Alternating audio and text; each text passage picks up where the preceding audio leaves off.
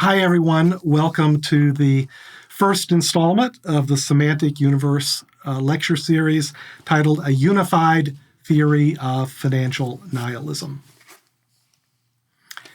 I started this series by talking about the fractal nature of space and time, about how you can go way out and way in, both with time and with space.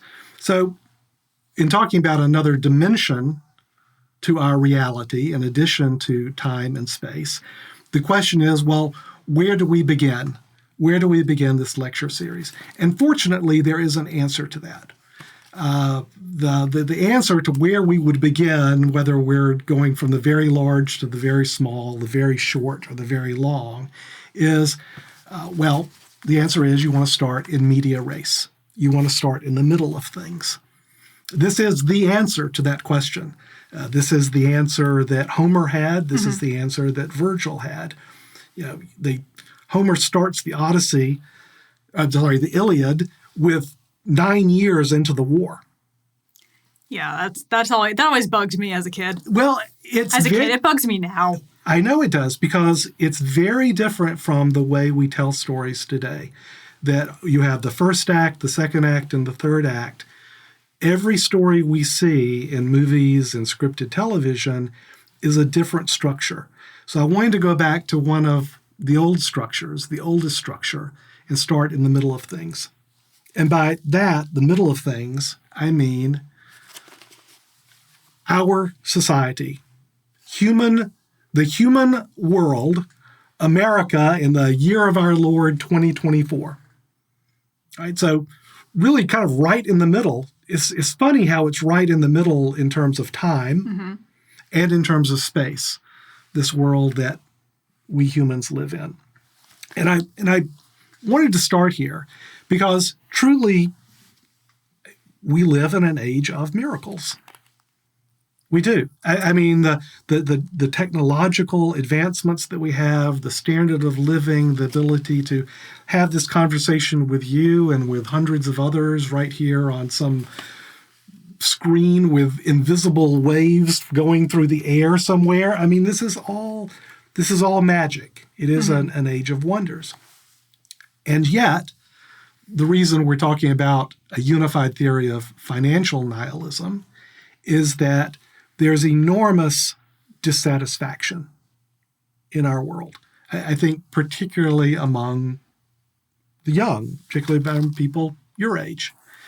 And it's a recognition, I think, that there is a hollowness to our world.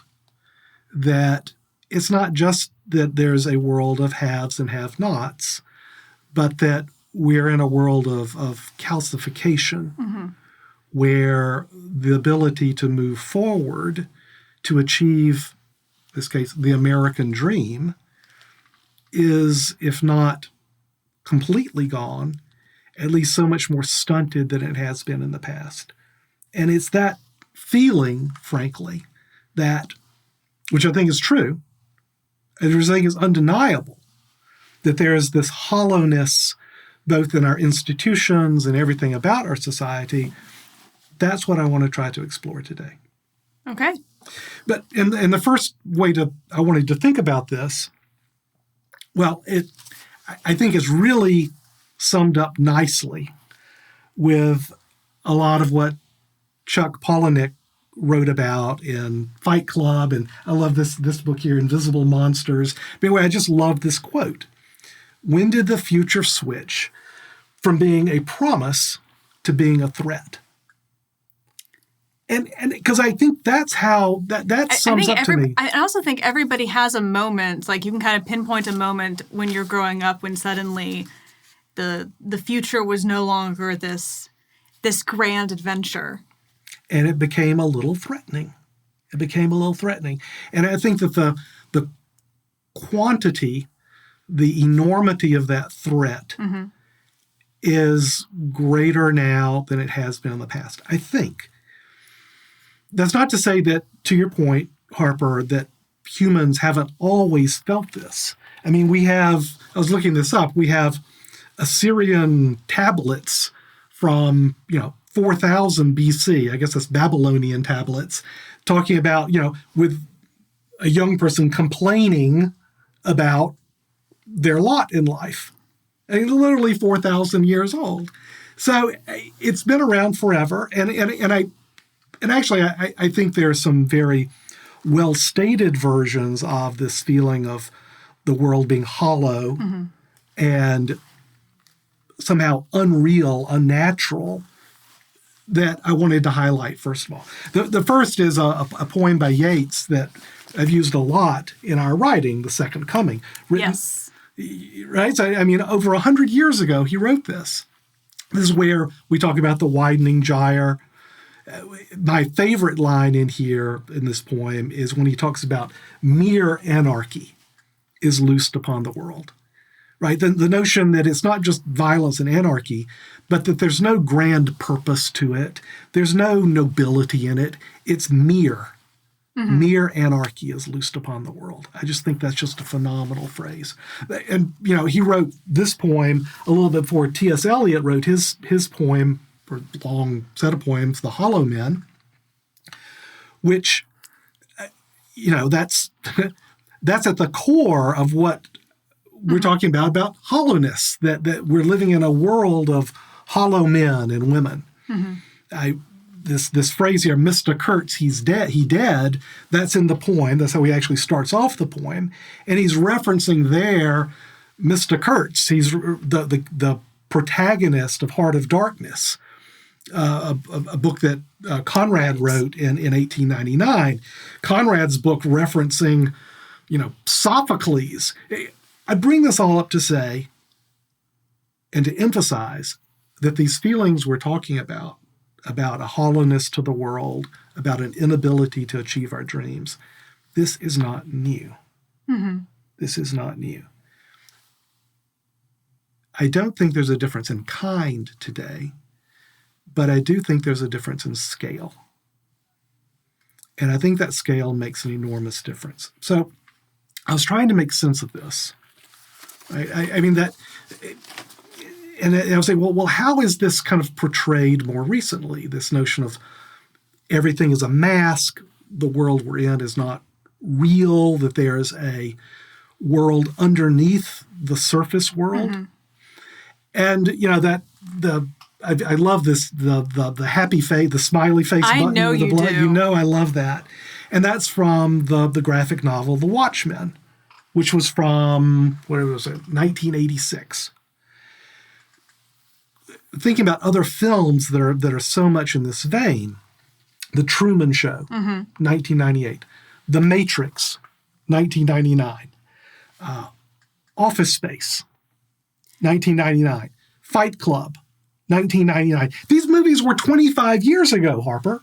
Well, if I can, Ben, something you may not know is that there, I don't know how many people on the call know this, there's an entire subgenre of young adult fiction for teenagers that is all about discovering the secret world. It's the Harry Potters. It's the Mortal Instruments.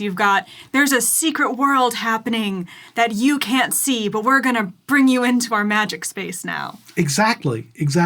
What was so striking to me, though, is that these movies and books, let's talk about Harry Potter, for example, they're all pretty old now. Right? I mean, this is all stuff 25 years or more old. They're all from the 20th century. Well, and this is what kind of gets me thinking, because while at the same time, I certainly feel that this notion of a secret world, of a false world projected to us with a sclerotic, calcified world of power behind it, I think it's actually more true now than ever. But I think that the art and the literature that describes this is from 25 to 100 years ago. And I've been trying to figure that out. So two poets actually helped me figure this out. So the first one is Gertrude Stein, who understood how language can be changed and manipulated. right? Her famous quote is talking about Oakland, there's no there there. Yes. Right? Which is just a great turn of phrase. But I read this from her that she was talking about, she's saying the reflection on the atom bomb. This is from 1946. And I think there's so much about this that is so important. Everybody gets so much information all day long that they lose their common sense. 1946, she's saying this. They listen so much that they forget to be natural. And then finally, this last one, if you're not scared of the atomic bomb, if you're not scared, the atomic bomb is not interesting. And what I would say to you, replace the atomic bomb with Trump. Replace the atomic bomb with Biden. Right? There is such an effort not just to describe them, in the case of the atomic bomb, as a weapon of immense destructive power, but to make you scared of it. And I was thinking about what she was saying, the notion of there's so much information that we listen so much that we forget to be natural, and that the effort is to make you scared. The semantics, the meaning associated with the atomic bomb. That was kind of click into place number one for me. The other one was a poet who you've never heard of. Right? His name's Delmore Schwartz. Listen, I haven't heard of most poets. That's fair. The bar is pretty low. That's fair. Delmore Schwartz was someone who wrote poems and stories about being a disaffected youth, except he wrote these in the 1930s. His parents were first-generation immigrants, Romanian Jews. They come over to the United States. They believe in the American dream. They work really hard. It's the roaring 20s. They do what they can, and they never achieve it. And Delmore Schwartz writes about being trapped in time. Delmore Schwartz writes about how the meaning of time, he can't quite figure it out, except that something is broken. He's writing this in the 1930s. The 1930s. And there's this line in his most famous poem which says, "Time is the fire in which we burn." I think I've heard you quote that line before, too. I have. I've used it a couple of times because the meaning of time is malleable. And what Delmore Schwartz felt in his experience of nihilism, of it not mattering, of being unable to achieve a dream, of his generation being trapped, he characterized that as time being this crucible in which they were being burned up. Now, I get where the nihilism is coming from in this talk. Delmore Schwartz, he's a fascinating person, right? So he wrote this book. It's called In Dreams Begin Responsibilities. It's a collection of poems, short stories. 1938, he was 25 years old. And it took the literary world kind of by storm. He was like the talk of the town. He hit it. He was like, I don't know what, there's no good equivalent of this today. My equivalent, giving ages and what you're talking about, would be Matt Damon and Ben Affleck coming out with Good Will Hunting. Not bad. I like that. Nobody's came out, sweep the Oscars. Everybody's like, where did these guys come from? So he's 25 years old, and he's the talk of the town, and he's called to be this great conversationalist. He hangs out at the White Horse Tavern, this famous writer's bar in New York. And then 4 years later, he publishes what he thinks is going to be his magnum opus, an epic poem. It's titled Genesis. And it gets terrible reviews. And it crushes him at age 29. At age 29. He goes on, teaches different schools, academics. Lou Reed was a student of his. Do you know who Lou Reed was? I've heard the name before. I couldn't tell you a thing they did. Lou Reed wrote a couple of songs dedicated to Delmore Schwartz. Bono, okay, I've heard that name. Too, heard that he name. dedicates a song to Delmore Schwartz. Right? Saul Bellow, he won the Pulitzer Prize for a novel, Humboldt's Gift. It's about Delmore Schwartz. Is We Didn't Start the Fire about Delmore Schwartz too? No. It could be. But here's the rest of the story about Delmore, because he was right in that time broke him. And despite getting this early success, he ends up penniless, friendless, alone, living in the Chelsea Hotel. He dies at the age of 52. He's found by a maid. After he's found, they take him to the morgue. It's 2 days before anyone cares enough to claim the body. So I bring him up. I think about him because I think about the role of time and how, on a very human scale, time is the fire in which we burn. So anyway, don't be too depressed about this, right? But what the two parts that finally clicked for me was that Gertrude Stein was talking about the semantic manipulation of languages, that you have to be scared of the atomic bomb. Mm-hmm. Schwartz was talking about the semantic manipulation of time, how the meaning of time had changed for his generation, and that it had been done, if not intentionally, there was actually an impetus behind that. Mm-hmm. I'm using this word manipulation intentionally. Manipulation coming from the Latin manus, a word that means hand, but also it's a word that means power.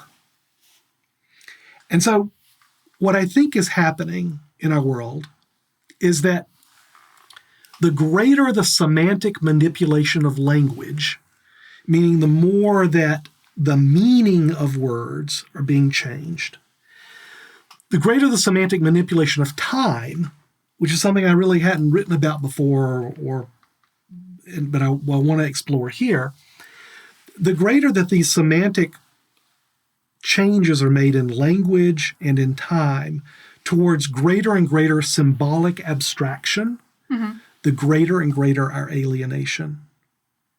I think that's what's happening today. Okay. That the reason there is a ubiquitous feeling of alienation, of separation, of hollowness to the world today, despite the technological miracles that we have, I think it's because of the semantic manipulation of language and time. Okay. All right. And I want to give some examples of that, what I mean. The first example I want to give is government. Mm-hmm. Monetary policy and fiscal policy, which sounds highfalutin. I just mean government. What's the role of government? And I love this chart. We don't have to go into this chart. The chart is showing that we have become wealthier over time mm-hmm. than our economy has grown. That's all it's saying. We are now richer than our economy has grown. It's a recent phenomenon, right? It really started in the late 80s, where there started to be a disjuncture between how rich we are and how quickly our economy grows. To be richer than you are productive, than what you produce, than your economy grows, mm-hmm. you have to take that wealth from someone else. Now, in other days and eras, you would take that from other countries, right? So that's imperialism, that's mercantilism, that's... Or even like other tribes, that's all like the raiding. 100%. Viking shit. All that. You can also do it within your own country by, squeezing the poor for more of their money. Mm-hmm. But I think that what's happened in our world in media res right now, in our human timescale, our human world, what we've done is we've taken money from the future. That's what debt is. Mm-hmm. Debt is a semantic manipulation of time. It changes the meaning of time. What you're doing is you're pulling consumption forward by taking on debt. You're pulling consumption from the future, from our future selves, to today. I think that's how we are richer than our economy grows. This role of debt is equally interesting to me in what we've seen in the change in our fiscal policy. This chart is about monetary policy, setting interest rates and the like. What's also at the core of this is our fiscal policy about spending as a government more than we tax, to the point where today we have severed the connection between taxation and spending. There's no longer a meaning. We no longer think of the meaning of taxation being that's what you have to do to have money to spend. That connection has been cut. Mm-hmm. The meaning of those words have changed. And what we're left with then is that if taxation, the meaning of taxation is not to, well, this is what you have to get in order to spend it, the meaning of taxation becomes an instrument for justice. Either some people are not paying enough taxes, some people are paying too much taxes, but whatever your views are on this, whatever your policy views are, they're policy views based on what you think is just. That becomes the meaning of taxation. Spending changes our meaning of time. Because if now you can spend without worry about how much money you come in, you spend the money to calcify, to make permanent the status quo. You can literally stop time by the spending. Mm-hmm. You can prevent societal change, painful change usually, right? But you can prevent it. You can calcify a society. You can literally stop the clock by separating the meaning of taxation and spending as we've done. I think that's what I do when I see some things on sale. Suddenly the price looks different to me. The price looks different to you. It's the meaning of the object changes to you. Example number 2, religion. Mm-hmm. Religion. Now, my friend and partner Rusty Gwynn has written 11 and counting notes, a book about how the language of evangelical, charismatic, Pentecostal Christianity has changed in the United States. It is a relentless book that Rusty has written, with just hitting you again and again and again, 1,000 blows. And just when you think it's done, he hits you one more time. Of the way that the language has changed, the meaning of the words, right? Some of the oldest words that are out there, some of the most important words are out there, and how the meaning has changed over the last, call it, 10 years, how the meaning has changed. I want to focus on how time has changed, how the meaning of time for the Pentecostal evangelical church, of which there are something like 60 million Americans, the meaning of time has changed. Look, the time horizon of religion is your immortal soul. The time horizon, even if you believe in a kingdom on earth as well as in heaven, is in hundreds and thousands of years. And yet now, this religious movement is focused on an election cycle. It's changed the meaning of time in a way that is, I think, phenomenally damaging to the very human aspects that religion satisfies. Example number 3, childhood. Childhood. Right, now, I'm using the example of the smartphone for kids, which again changes the meaning of time for a kid. I mean, I remember growing up, a lot of times I'd be bored. I would be bored. And so since I'm bored, what I have to do is I've got to go and discover something, find something to not be bored. Today, and this is, I think, the greatest deleterious effect on the brains of everyone, but especially the young, is that it's a stimulus machine. Mm-hmm. It's constant stimulus always there so that you're never, ever, ever bored. And I suggest to you that changes the whole notion of time, the meaning of time in a young person's life. It certainly changes the meanings of language and words. Another example from childhood that, because look, I think there's this, everyone looks at the smartphone question and goes, or most everyone, and goes, oh yeah, that's awful, that's terrible with kids. But to give you a sense of kind of how our society has changed, I want you to think about our school system, our public school system. Mm-hmm. And this is not a knock on public schools. I love the public school system, right? I think that both the individuals, the teachers, the administrators I've known, some of the best people in the world, just some of the best people in the world. But we homeschooled you and your sisters. When did we start with you? Was it 8th grade? 6th grade. I'm a 6th grade dropout, everybody. 6th grade dropout. Harper, the gift of homeschooling was the gift of time for you. Yes. Because school we've mapped the school system onto the industrially necessary needs of work. Mm-hmm. Right? The school calendar matches the work calendar. The edifice of public schooling, busing, thousands of kids, same place, all of this is designed to satisfy the industrially necessary requirements of parents who have to go work. Mm-hmm. So we had the ability to give that gift of time. And I understand that a lot of people don't have the ability to give that gift.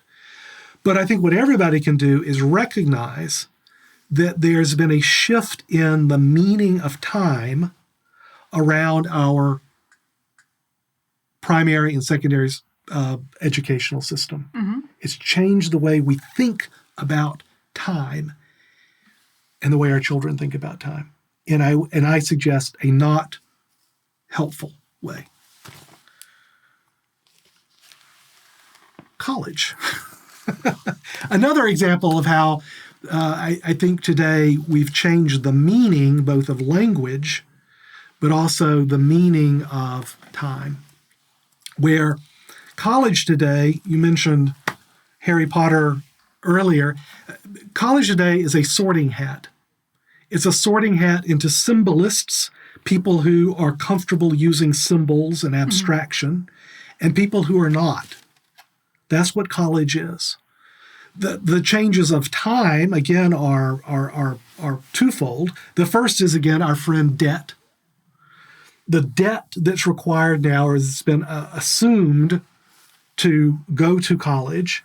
I mean, we're a little over, this is from Q3 of 22, $1.7 trillion now in student debt, going from, a little over 200 billion in 2003. So a few years, it becomes this enormous set of consumer debt that can never be discharged, debt that is with you forever. And in a very different way than what happens when you own the printing press and you take on debt, as the government does. When you have debt as an individual, it changes again the nature of time. Mm-hmm. Creates time and pressure that makes you burn.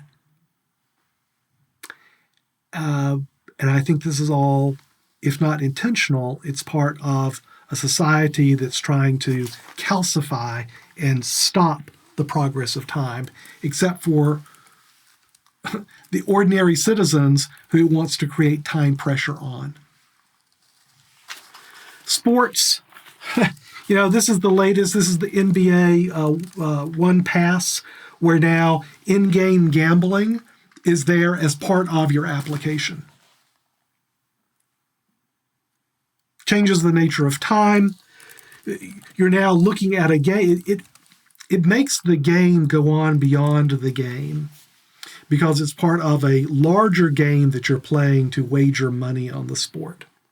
It changes the game itself, the meaning of play, from rooting for your team and the meaning of sports as having an affinity for a team, to having affinity for individual players who are not playing the game, but are playing a game away from the sports game that you're looking at, a game on which money can be wagered, in which the house, in the NBA and DraftKings and FanDuel can make money from you.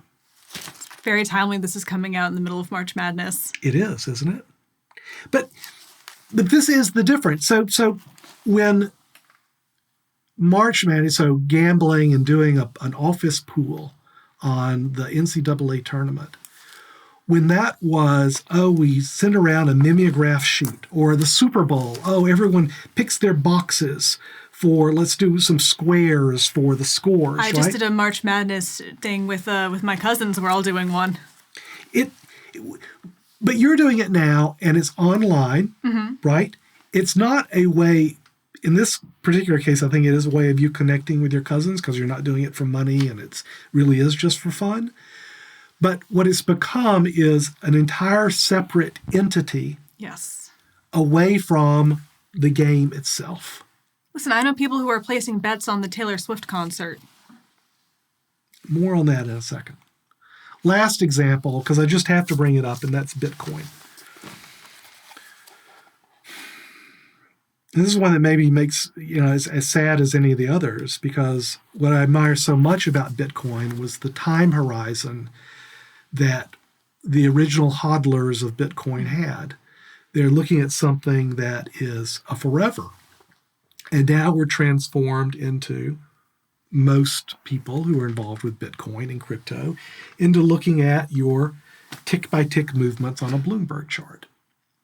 And that's just ineffably sad to me. This is important because what was happening with Bitcoin, because it's not making illegal the people who have these other time preferences for it.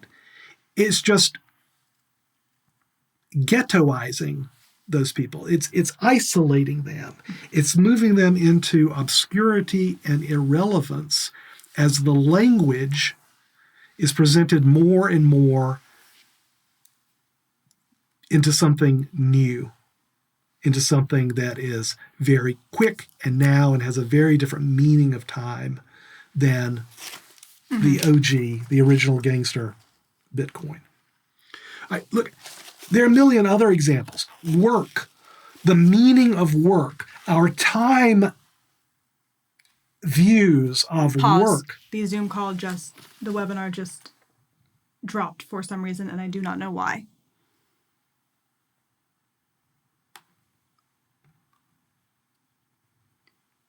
We are able to rejoin because it is still ongoing, but please hold. I do not know what happened.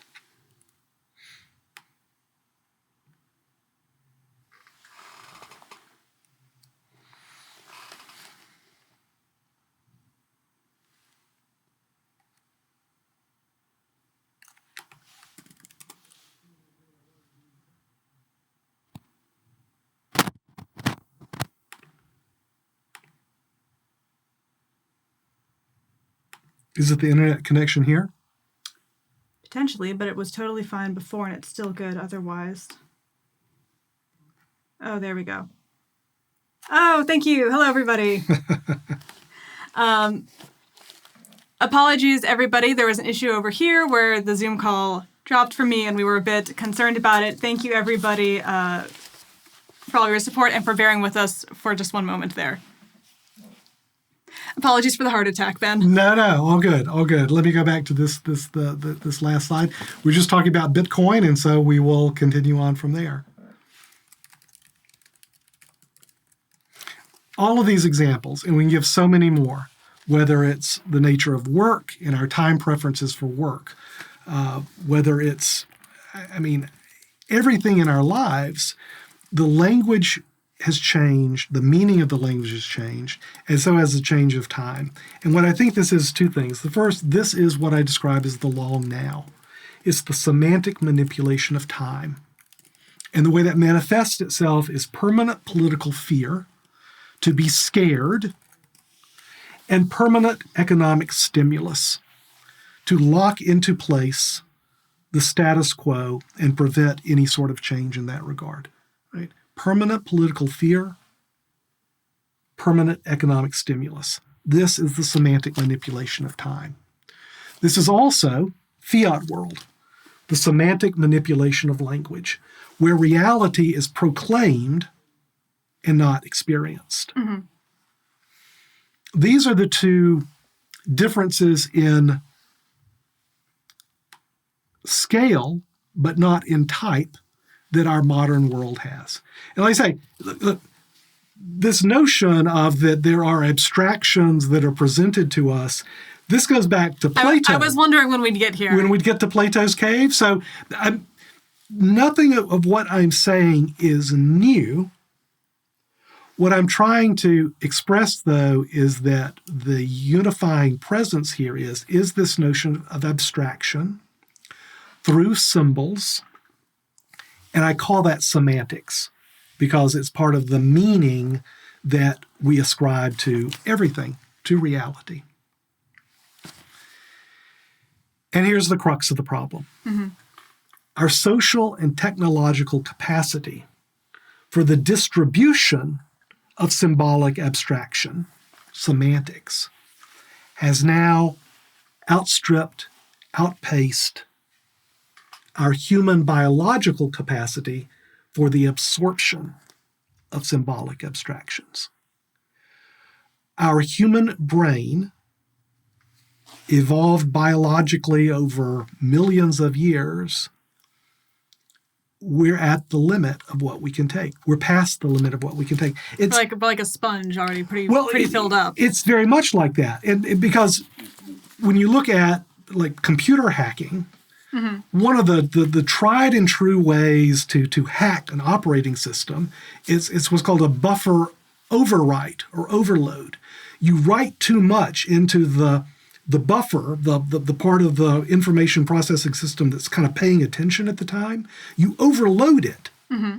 And when you overload it, there is often an overflow into other parts of the processing system. And if your overflow includes some code to rewrite those core systems, mm-hmm. well, friends, that is exactly what's happening to us today. That's exactly what is happening to us today. One of those is not like the other. Well, you'd think, my point is, these are all exactly the same. These are all exactly the same. So that the commentators from the Hunger Games are exactly like, not just kind of sort of like, but are exactly like the commentators we have today. Because what we've built is we've built out a layer of abstraction, I call it the speculation layer, that is served to us like alcohol, like overwriting of a buffer if you're trying to hack a processing system. This is what is happening to all of us. We are overwhelmed by this, and so we can no longer act natural, as Gertrude Stein would say in 1946. Right? We are defenseless against this. And so what we end up is, again, not as analogy, but in truth, as in a Hunger Games world. And may the odds be ever in your favor. Everything becomes an abstraction, and risk and bets are an easy abstraction for the human brain to get imprinted on. Mm-hmm. So that everything we do sports, religion, politics, every aspect of our social lives, child raising, courtship, family, everything becomes more and more dominated by these symbolic abstractions. The easiest one to imprint on us is the notion of bets and gambling.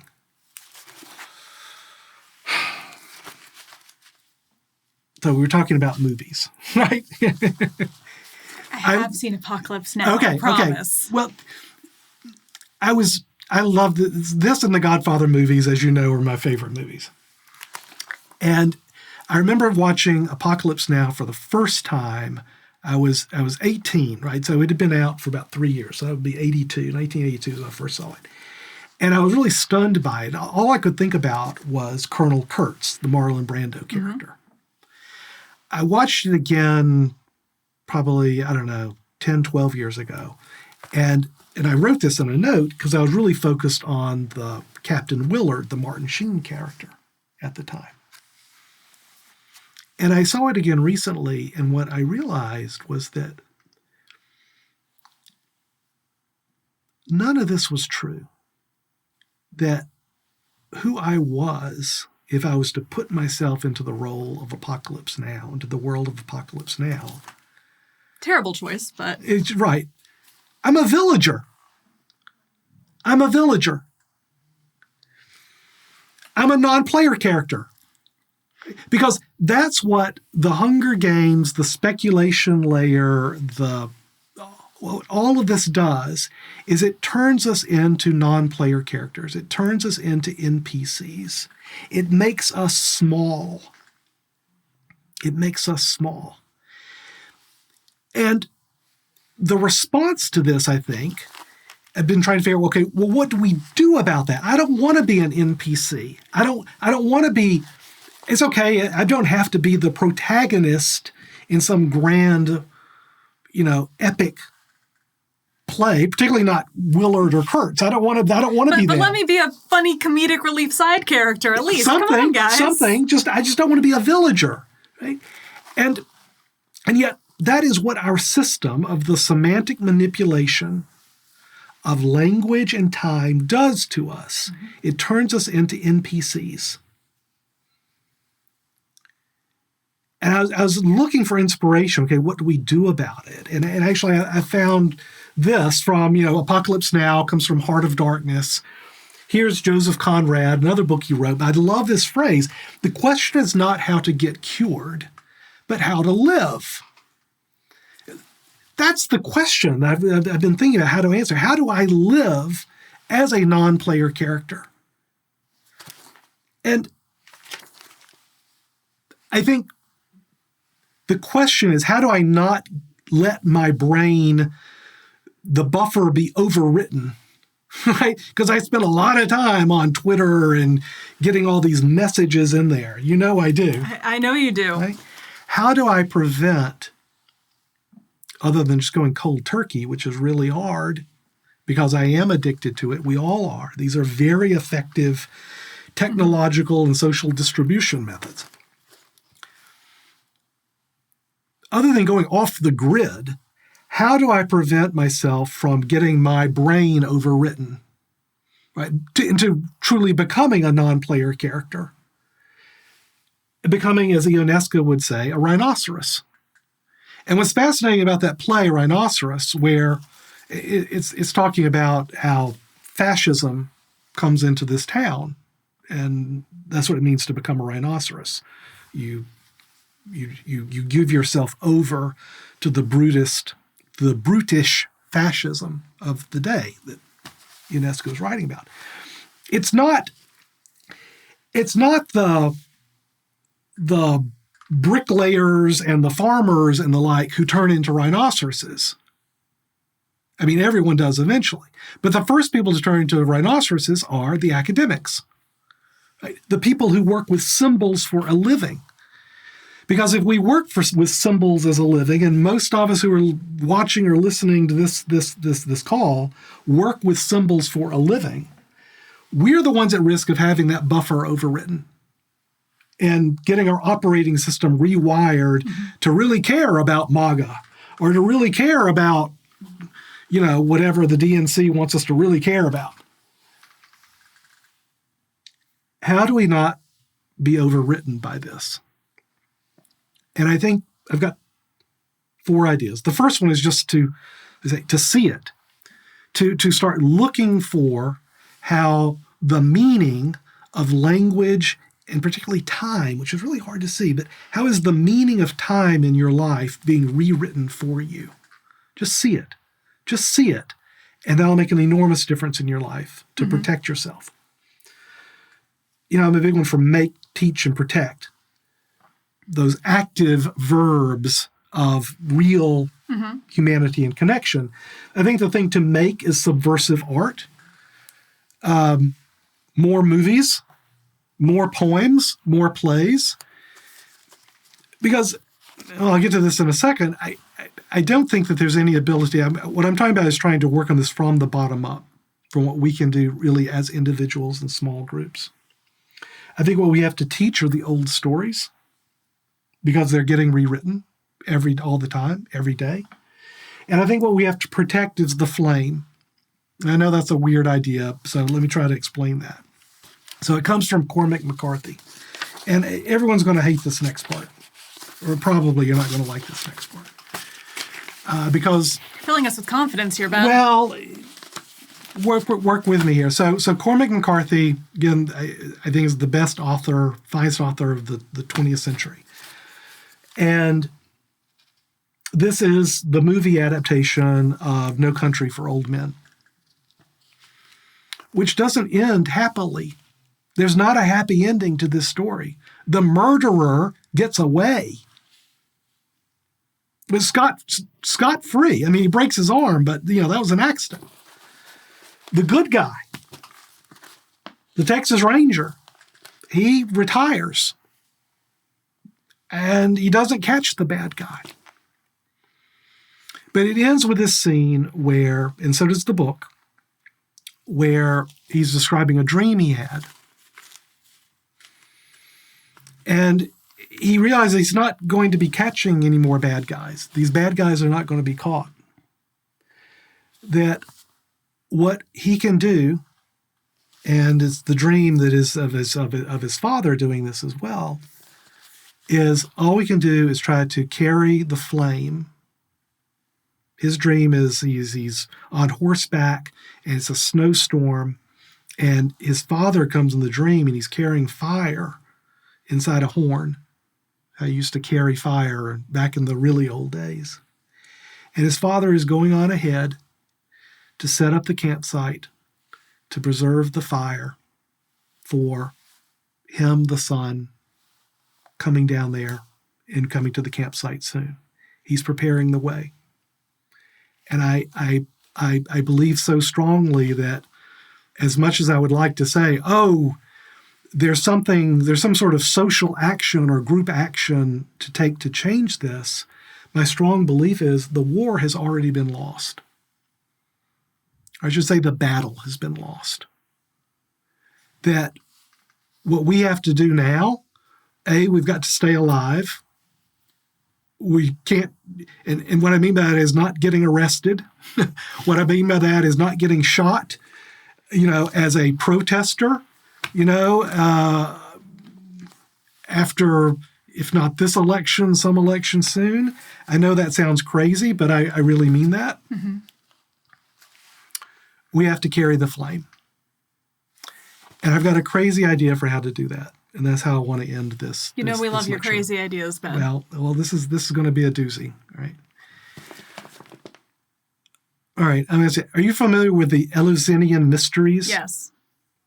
Love it. Right.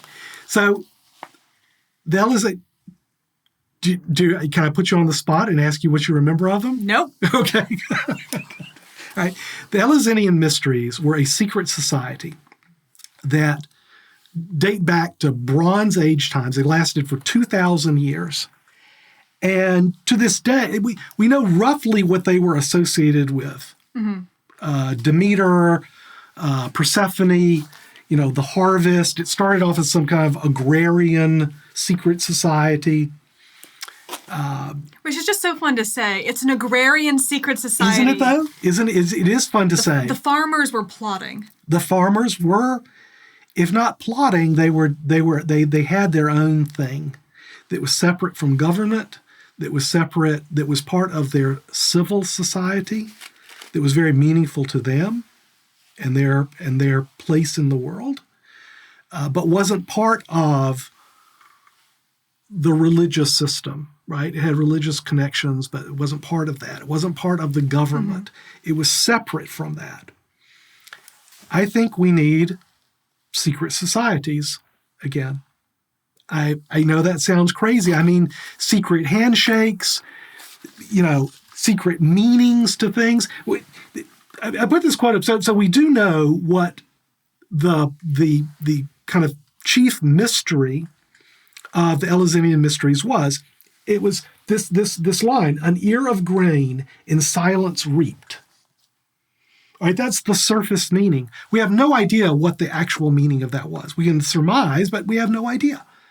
This is a secret society that kept its secrets for 2,000 years. So they were good at their job. They were good at their jobs, and I find that amazing.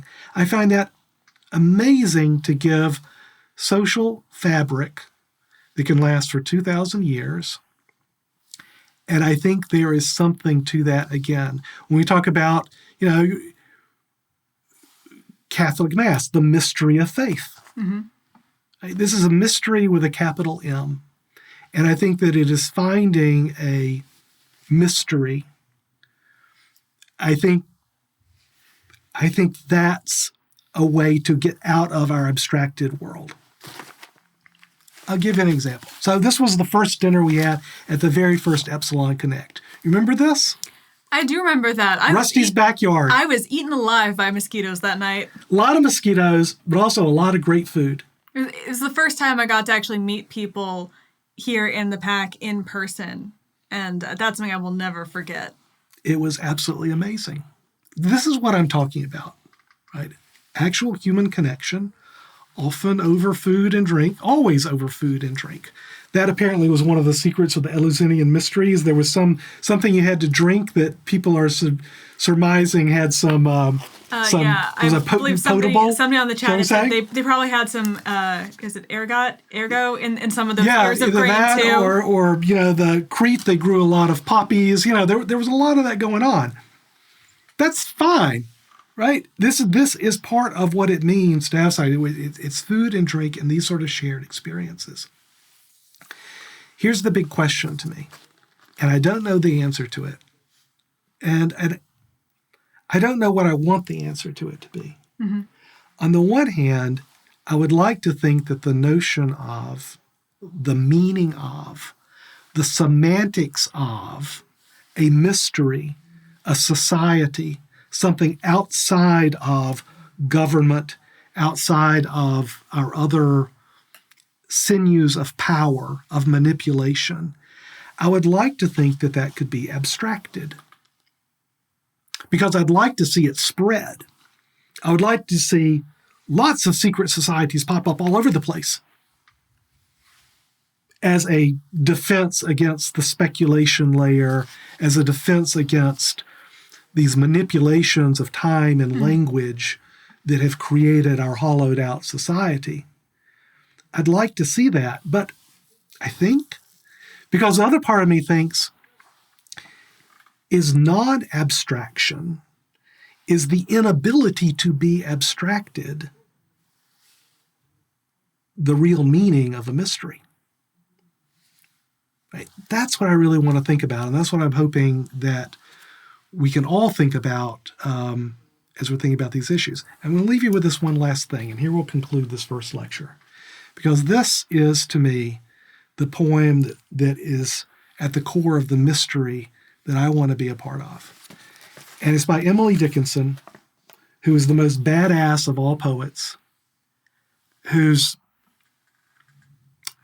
she is the poet laureate of the Epsilon mystery. Now, I'll read the poem. You can read it too, but it bears really thinking about. To make a prairie, it takes a clover and one bee. One clover and a bee. And reverie. This is the kicker. The reverie alone will do if bees are few. There are darn few bees out there right now. Not a lot of clover. But my friends, we have reverie. We have thought. We have the creative power of thought. And there's a surface story for this, and there's a deeper meaning to these stories. There's a way to reclaim control over the semantics of language and time, and that's what I think we ought to do about it. All right, everyone. Thanks very much for this first episode of the Semantic Universe Lectures, and look forward to seeing you again soon. Thanks, everybody. So with that, we are now going to pivot to the Q&A portion of today. I have been monitoring the chat and watching the Q&A. So I'm going to be asking Ben some of the questions. This is going to go on for, at this point, probably about 20 minutes. So if you have any questions that you wanted to ask, put them in now.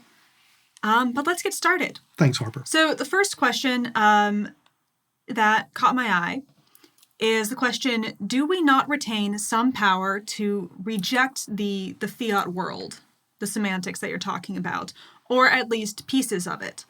It seems to me the problem is that we don't use or act on this power. Yeah, it's a great question, and you're completely right, whoever asked that question. The hardest thing in the world today, I think, is to be brave enough to say, no, I don't accept that role of time. I don't accept that role or change of meaning in language. Homeschooling is a good example. And the bravery there was not mine, but was your mother's, right? It was her gift of time that she gave to you. But I think it's easiest maybe to think about the ones that are personal and to do with family. Smartphones are another one, right? It's easy to say, oh yeah, don't give a smartphone to your kid until they're whatever years old. But it's hard too. It's hard not to. There's a lot of good that comes with the technological miracles of our day. So you're exactly right. I think the most powerful virtue of all is bravery, and that's what it takes. It's hard to be brave when the rest of the world is engaged and engaging and having fun with something else. So, great question. Absolutely right. That is the defense. Another question from here is, if there is a semantic universe and not semantic universes, or is there a semantic universe and not semantic universes? The meaning of the event to every person may be different. Am I wrong in my understanding? So this is something I want to explore probably in the next lecture that we'll be talking about. And the working title is going to be the superpower of names, that calling things by a certain name is the ultimate superpower, I believe. And so there's a broader question that I think you're getting at, which is that, frankly, we now think that we think there are models of the universe, of information, as being just one membrane after another, a constantly expanding universe or reality, where every outcome is its own universe, right? Constant inflation. So I don't think, though, that's what you're referring to. I think you're referring to a more that every human can have his or her own meaning that they ascribe to them, their appreciation of semantics. I think that's true, although I think that humans, the meanings we associate with things are in actually a fairly tightly bounded range. So that there is difference in the meaning that humans associate with time or this or that. But I actually don't think the range is so great as to create I'll call it I don't want to put words in the questioner's mouth, the relativism that might imply. Hope that answers the question. Here's another question when you were talking about the capacity for absorption of symbols. Yeah. Is it biological capacity for the absorption of symbols, or is it cultural capacity? After all, we're not just biological beings, we're also linguistic and historical beings. Again, a good question. I used to think it was more cultural, and now I think it's absolutely biological. I think we have absolutely hit the human limits of our buffer, our attention, and I think the technology has now been weaponized to go straight at our neurochemicals, whether it's the norepinephrine to give the scared response, or right at the dopamine to go at the yes, please response. So again, these are great questions, by the way. I appreciate the question, and I guess I used to think it was more, our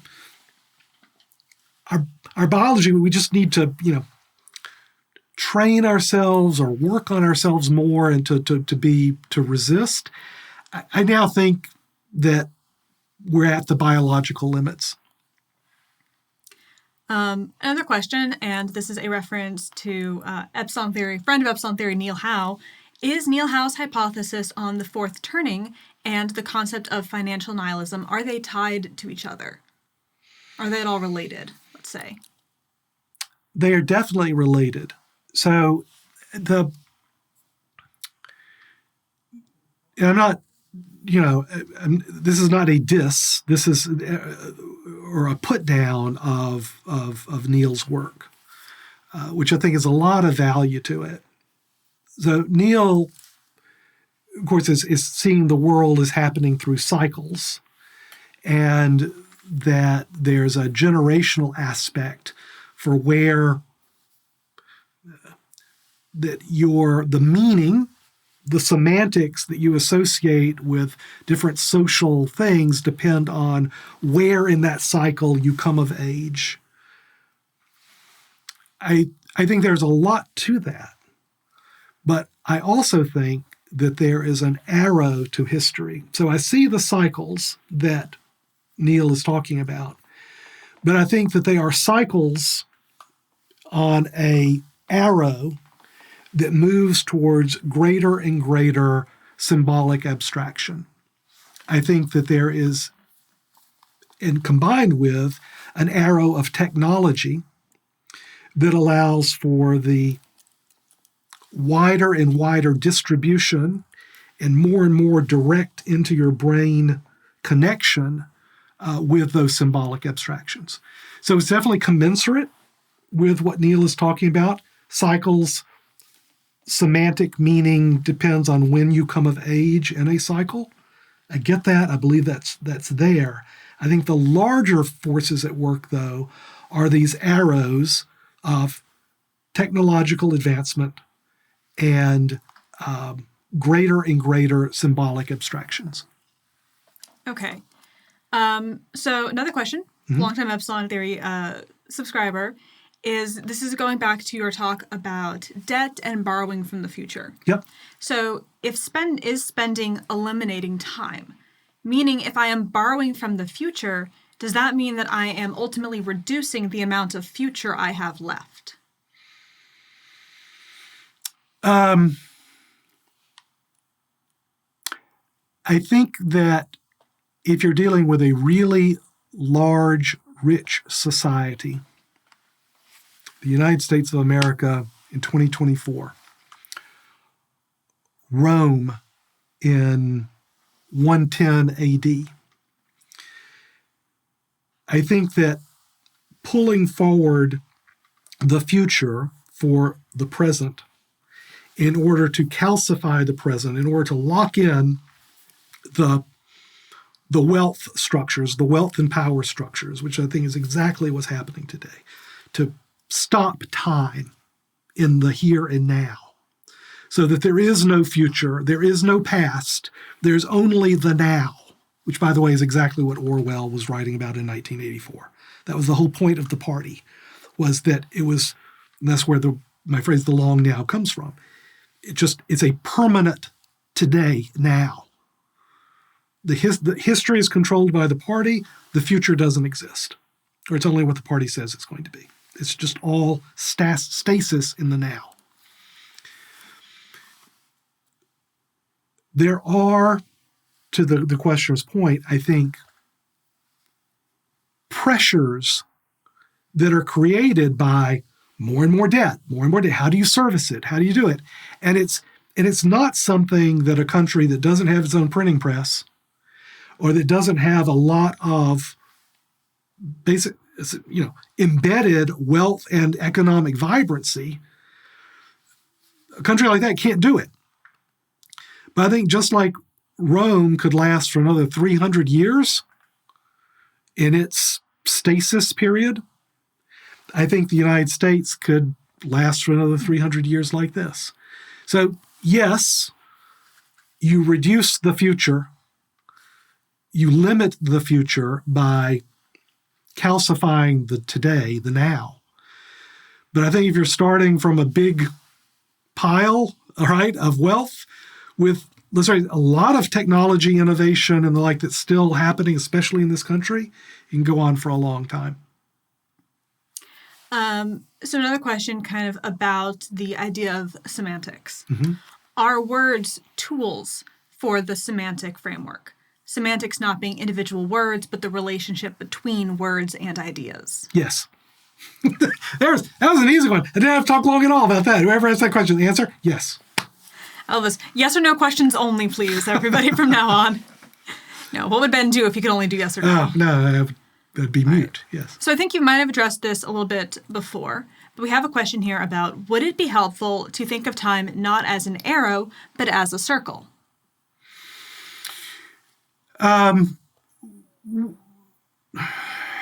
Yeah, in time is a flat circle. So I can quote my True Detective as well here. By the way, sorry, I just have to make this an aside. Go for it. True Detective season 3, episode 8, the last episode. Delmore Schwartz's "Time is the fire in which we burn" is in that episode. So, just saying. Good question. Time circle, time flat circle, like. Do you rate how much you like things by how obviously influenced by Delmore Schwartz they are? I'm coming that way. I had no idea who Delmore Schwartz was, and it's such an incredibly sad story. Both his own life, his brief meteoric flame, mm-hmm. What he wrote about, because he's writing about that the government, has stuck us, has made it impossible for my generation to achieve the American dream. Mm-hmm. He's writing about what we hear about with financial nihilism today. And nobody knows in the who 30s. He was. In the 1930s. But to the question of time being a circle, that gets back to Neil Howe's notion that there are cycles, and I'm very much a believer in that. And there are these arrows that I described. The arrow of towards more and more symbolic abstraction, which I believe is an arrow, a semantic property of the universe itself. Anyway, for another discussion. And the arrow in human terms of technological innovation. And at its very core, I think of time as having an arrow because the notion of before and after, the symbol for that is an arrow. That's where I come from that. So here's actually an interesting one that I'm definitely guilty of. Is a good example of being an NPC when, rather than living life, we watch other people who are playing video games. I have definitely done this where I have watched people play video games that I myself have never played. The short answer is no. That's not being an NPC. I think that people engage in Twitch and watching video games for the same reason that you might watch a staged play, a scripted show. You're watching for the story. So story doesn't have to have a script.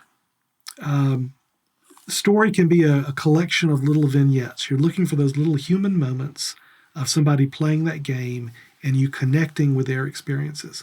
So no, that's not being an NPC. What's being an NPC is what Ionesco called being a rhinoceros. What's being an NPC is when you give away your autonomy of mind. That's what being an NPC is. And we all know people that for whom that's happened, family and friends. We all feel the tug ourselves because it's easy just to let yourself go and be part of that crowd. It's a very human thing. And just let yourself be swept along with the crowd. That's what being an NPC is. So here's actually a really interesting question. So they're bringing up the idea of internet rewiring which is brought up by an NYU journalism professor. Mm-hmm. They're wondering if internet rewiring is reducing the number of tools or symbols and therefore the relative complexity required to express the semantic universe. Basically, we used to have fabric bolts, but now we have swatches. Yeah. The elimination of symbols is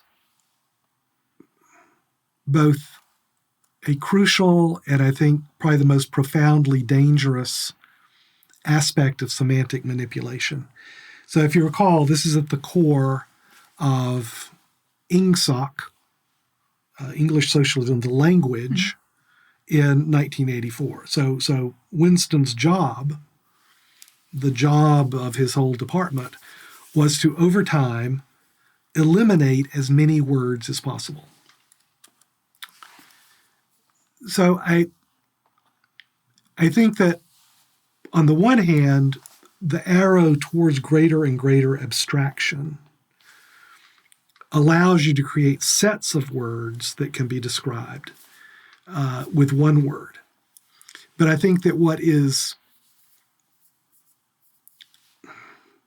dangerous, right, is to eliminate the words, to eliminate sets of words, and just have a single word or a single n-gram that represents too much. Anyway, there's a lot more to be said on that. So this is absolutely at the core of, if not the next lecture, the one after that. So stay tuned. But I love the question. And then, looking at time, here's another one to help give you a chance to explain semantics a bit more. Okay. It seems like you've used semantics as a form of manipulation, but then you also suggested that semantics is real in the same sense that time is real. Mm-hmm. Is there a contradiction there at all? No, what I'm saying is that semantics is a part of the fabric of reality just as much as time or space is part of the fabric of reality, because it exists whether humans are here or not. Language, our words, are the human, our thoughts, our words, our language. That is our window into this dimension of semantics. What exists are other humans who change the meaning of words, who change our perception of the semantic universe for their own benefit.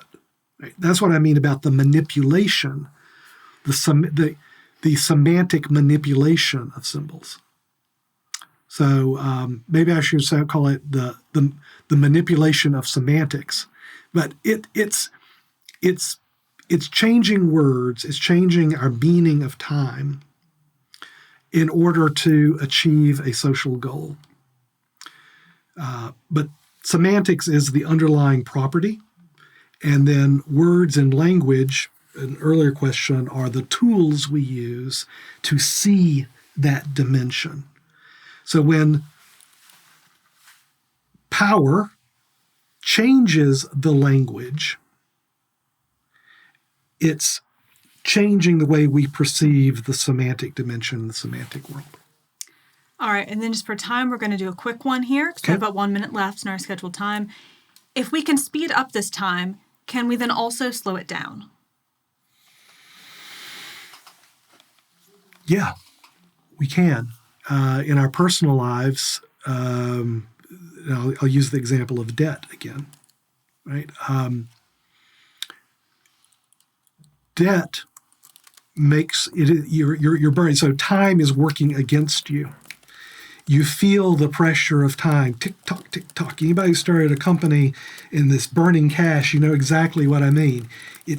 There's that pressure. Time is a crucible. Time is the fire in which you are burning. Get to cash flow positive. Don't have that debt. Time opens up. The gift we gave you girls of, oh, goodness, we don't have to be on the school's schedule. You don't have to be at the bus stop at 6 a.m. You don't have those pressures of time. When I talk about a gift of time from homeschooling, I'm talking about spreading time out, right? Making it flow more broadly for you rather than burning with each little tick-tock. Was that do we have to call it quits? That is where I believe we're going to call it. But as I mentioned in the chat, I'll tell everybody here, all of the remaining questions, of which there are quite a few, I'm going to be sending over to Ben anyway. So keep an eye on the forum. And also, they might get mentioned and answered in the upcoming webinars. Absolutely. Thank you all so much. This was a blast to do. Thank you, Harper. This was super. And we'll see you in about 3 weeks for episode number 2.